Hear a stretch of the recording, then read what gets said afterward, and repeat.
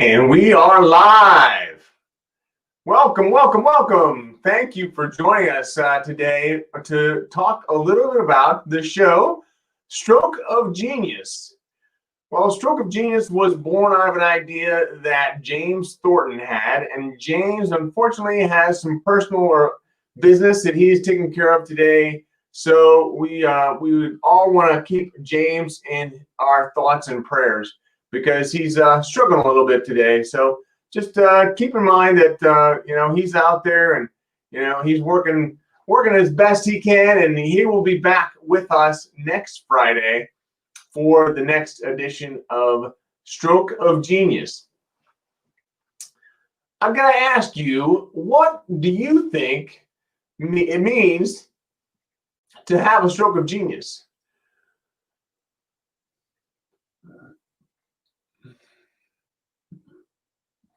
Well, from our perspective, stroke of genius came from this idea that James had, where it was all about understanding the impact that he was having on the world, not just from a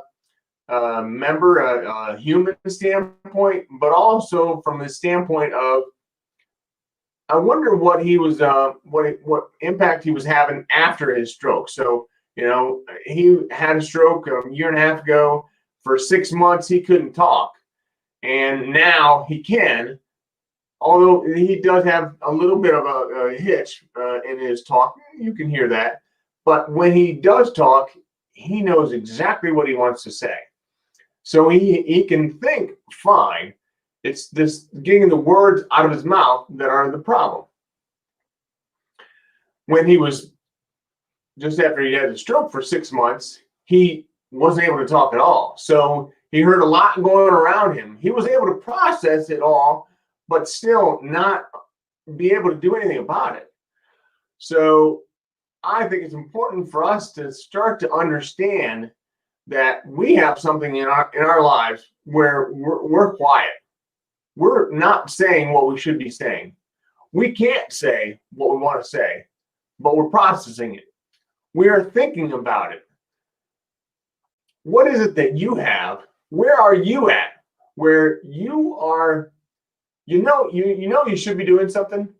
You should be having a bigger impact. You just been thinking about it. You can't get it out. How do you get it out? Well, there are lots of different ways. But I'm telling you, it's important for you to get it out. Get it out like James is. James is awesome. I can't tell you how much I love that guy. He is now at a point where he's able to get it out and tell the world about what you experience when you go through near-death experiences, when you go to heaven, when you see God. This guy is going to light you up. I can't wait for you to join us next week as we continue to talk about that. But I'll tell you, there's a lot to be said for what we're doing today. We don't always look to the past. We don't always look to the future. And sometimes and a lot of times, most times, we just need to be present. We need to be where we are today and be present with the ones that we're with. Who are you with today? What do they need to know about what you have inside you that you're not letting out? Maybe you're not letting it out on purpose. Maybe you don't know how to let it out.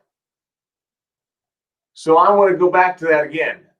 Understand what it is that you have inside you. What do you have burning inside you that you know you need to get out? Think about it. Write about it. Tell me about it. I'd love to hear from you. If you don't want to tell me about it, that's okay. Tell someone else. That's great, man. I'm just so happy for you, and ladies as well. I'm so happy for you because you are now beginning to understand that there is something else that I can do. It reminds me of a letter that my daughter wrote me back in 2011, shortly after I'd had brain surgery. She showed me, she told me what I meant to her. You know, you're the best dad ever. It was a Father's Day letter, so of course I'm the best dad ever. But the best dad ever. Sure, other people's dads are great. They're younger than you, they're sportier, and they're funnier. So I've read the letter quite a few times, as you might know. But she said, you know, but you've got something that they don't have. Bravery. Even after everything you've been through, you still get out of bed in the morning. You still go out and joke around and play with us and cook on the grill. Even though you only have half of one good eye. But you do more still. You inspire me and you teach me that even though you go through the most toughest and grueling things, that if you just believe that God is right there with you through everything, you'll get out alive. Not always unscathed, but alive. And give me that hope, that sense of belief. She wrote, well, I take that over Dad with two good eyes any day.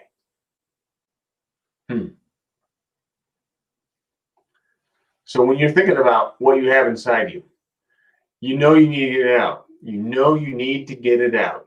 How do you get it out? Write it down. Write a letter to someone. Tell them what you have inside you. Maybe it's what they mean to you. Maybe that's what you're going to tell them. Maybe you're going to tell them something else.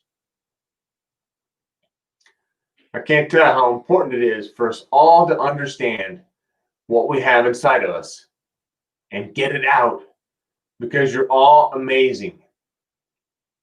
I have no doubt that what you have is worth sharing with someone else. Again, you don't have to share it with me if you don't want to, but share it with someone else. So that's one of the things we have going on today, is to make sure that we know what it is we have inside us and get it out. You know, we talk a lot about our faith and how that grounds us in everything we do. You know, I would not be able to be on a camera, you know, in front of my computer, having a conversation with all of you had I not gone through. Well, I went through a lot with brain surgery and with losing my eyesight, but understanding there was a calming effect that I went through, and I'm still there now with a group of men that, you know, called the core community, where we started to really break down. I don't know if we broke it down, but I mean, we broke down relationships, we broke down interactions, we broke down speaking. So the leader of the group, John, he always told me, anyways, I'm sure he told others, but he always told me to slow down. Just slow down. Because the listeners want to have a chance to hear you, yes, but they also need to have time to process what you're saying. I think it's important for the listeners to process what I'm saying, but I also think it's important for me to process what I'm saying. I can't do that. I can't speak for the sake of hearing myself talk and expect to have an impact on anyone. That's what I do. And that's a little bit of my story. You know, the story was that I had brain surgery 9 years ago, almost 10 now. It'll be 10 in April of next year. Hopefully we'll be done with COVID by then. But I had brain surgery. and it caused me to lose my eyesight for 6 months. I couldn't do anything on my own. It was the worst, but it was also the best. Because during that time, although I lost my eyesight, I started to see again. I started to see, and I saw what I meant. I saw what I meant to my kids. I saw what I meant to my wife. I saw what I meant to my mom and my dad.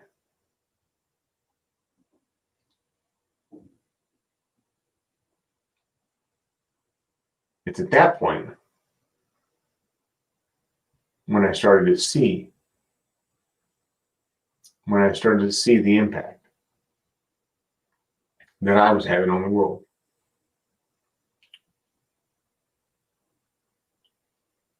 This group of men that I told you about, they were there with me. I mean, it was a little bit after I'd had surgery where I come to know them, but I can't tell you how pivotal that time was in my life to be able to get deeper in the Word. And yes, I still needed to do better at that, but just to have that conversation with someone other than me, because when for 6 months as I was blind, I couldn't see anything. Well, for 6 months, James couldn't talk. There's a lot going on inside you, even though you may not have a specific way out. You may not be able to see, you may not be able to talk, but there's still a lot going on inside. You need to have somewhere to take it. And that's where we took it.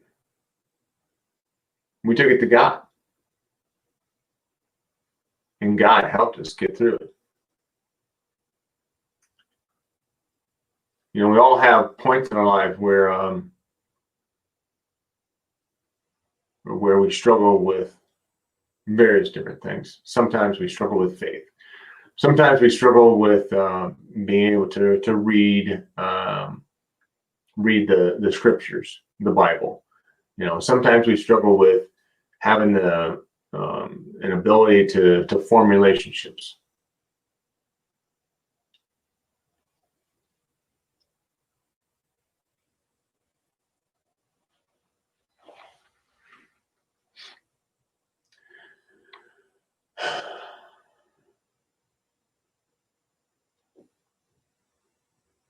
If we just set the struggle aside and focus on the only thing that we should focus on, then the struggle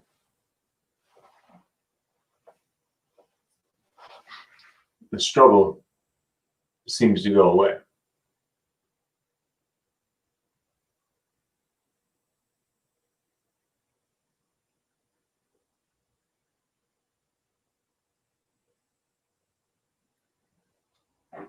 We just need to get back to the Word. And if we can get back to that,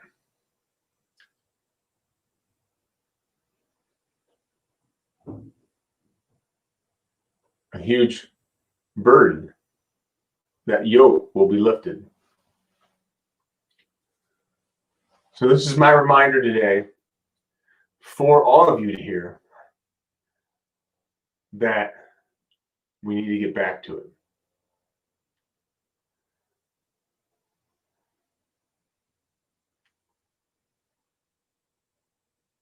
And this is my commitment to you to get back to it.